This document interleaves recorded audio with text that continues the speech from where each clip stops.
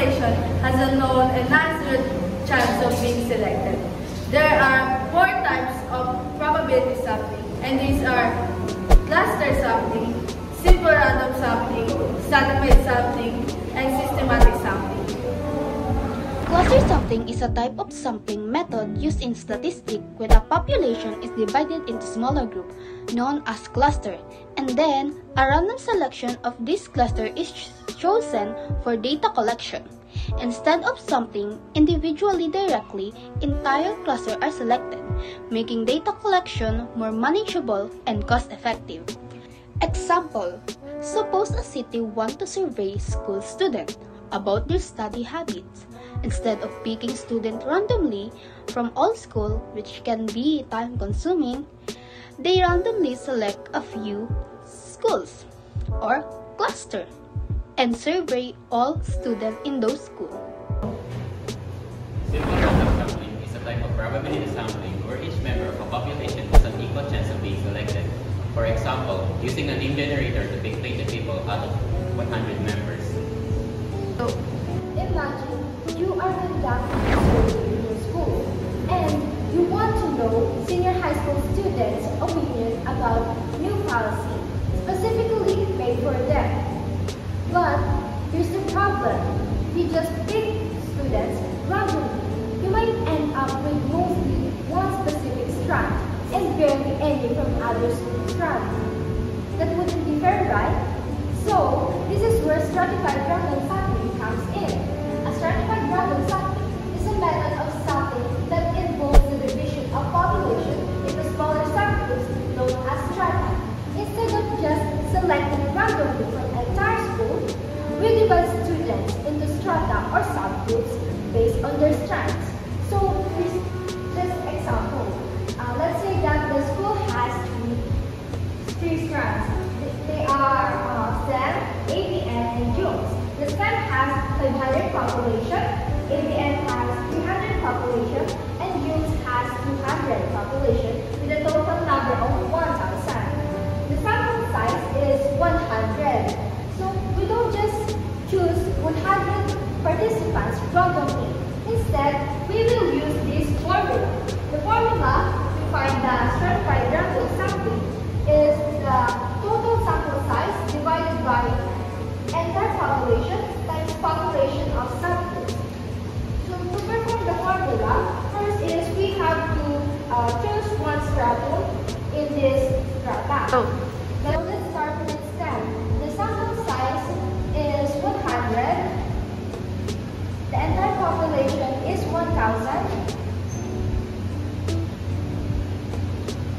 And the population of subgroups or the STEM is 500. So 100 divided by 1,000 is 0.1 times 500 is equal to 50, which means that we will select 50 students from the STEM strand. The next one is the ABM. Again, we will perform the formula. The sample size is 100. The entire population is 1,000. And the population of subgroup, which is the ABM, is 300. 100 divided by 1,000 is 0.1 times 300 is equal to 30, which means we will select 30 students from the ABM strand. So the next one is the MUM strand. The sample size is 100 divided by the entire population, which is 1,000 times the population of subgroup of MUMs is 200. So 100 divided by 1,000 is 0.1 times 200. 0.1 times 200 is equal to 20.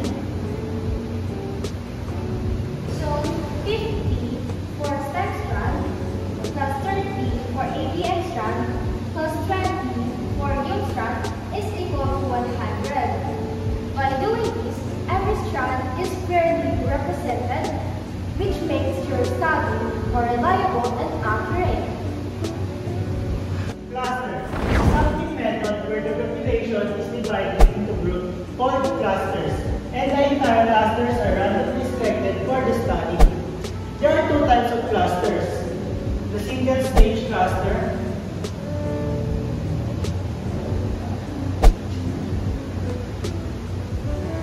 and the two-stage cluster.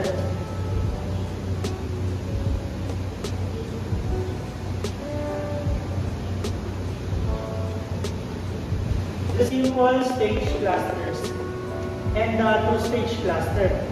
The single-stage cluster is all of the participants will be surveyed or studied. For example, there are 10 schools of clusters. All of the students there will be studied. In the two-stage cluster, there are two steps. The first step will be select a cluster.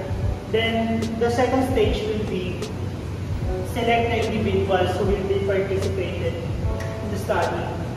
For example, there are 10 schools.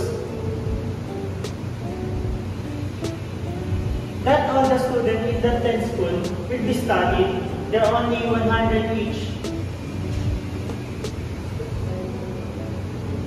That's how the two-stage cluster works. Non-probability sampling is a method where sample selection isn't random, meaning that every member of the population has an equal chance of being included and relies on subjective judgment or specific criteria rather than random selection. An example of non-probability sampling is a convenient sampling, where researchers select participants based on ease of access, like surveying students in their own classroom.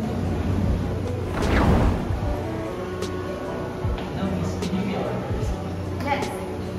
Convenience sampling is a non-probability sampling method where not all the participants have an equal chance of being selected, where researchers choosing participants based on their availability rather than through random selection.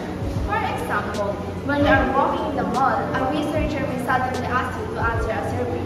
This means they chose you because you were the most convenient participant available at the time. Good afternoon, everyone. Consider that you're a researcher, but you're struggling to look for people that can answer your survey. The possible solution to that is a snowball sampling, which is also known as chain referral, a non-probability method, where new units recruits participants to other units to form a sample. It begins with new participants and continues to the biggest referral from those participants. Let me give you an example. Here's an example. There's a researcher that is looking for people who have experienced romantic relationship to answer his survey. So here's the researcher. So this researcher knows a friend, we can call him Luke. So Luke knows a lot of people that knows or experience romantic relationship. And the researcher would ask Luke to look for people that fits for the researcher's criteria.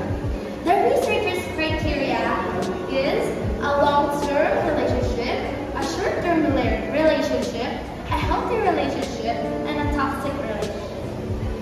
Long-term, short, toxic, and a healthy.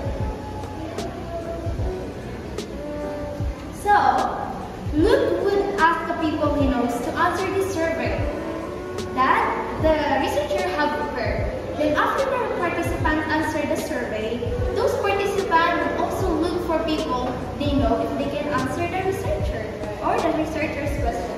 So let's say this is Luke. Then Luke found 3 participants. There you go.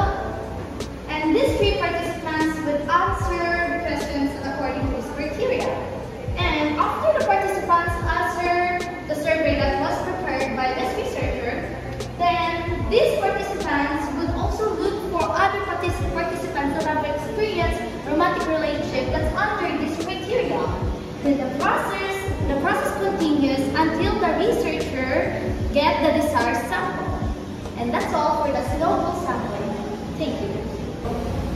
Got a sampling. is a non-probability sampling method where researchers divide a population into subgroups and then select participants from each subgroup until the cutoff for that group is reached. And second, they then recruit participants from each subgroup until the cutoff for each subgroup is met, and stopping when the desired number or proportion of units is reached.